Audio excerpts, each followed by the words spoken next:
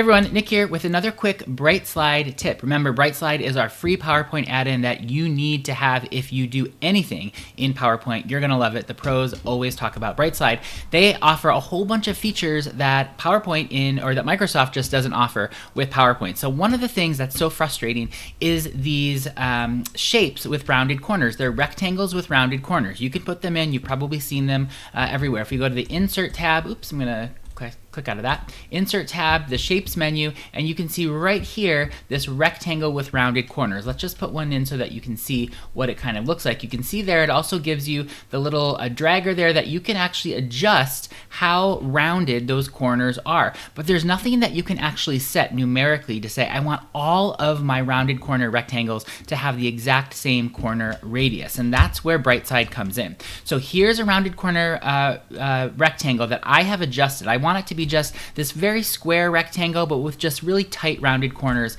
on the end there. I don't want them to be these really rounded corners, or this one, which is like almost totally oval. So all you need to do is we're going to go to the BrightSlide tab, and you can see under Match to Last, click on this little drop-down menu. Now it's grayed out because I haven't clicked on anything yet, but we're going to say we want it to match the adjustments, the formatting adjustments that we've made to that shape. So what I'm going to do is I'm just going to go ahead and click, hold down Shift, click, and then click. Now this is my last one, so that's my reference object. I'm going to go up to the Match to Last item there, up to Match to Last menu right there, say Match Adjustments, and now all of my rounded corner rectangles have the exact same corner radius. This is a really pro tip that you need. There's so many rounded corner rectangles out there. You're gonna love it once you use this little BrightSlide tip. Remember, match adjustments is the key to your success.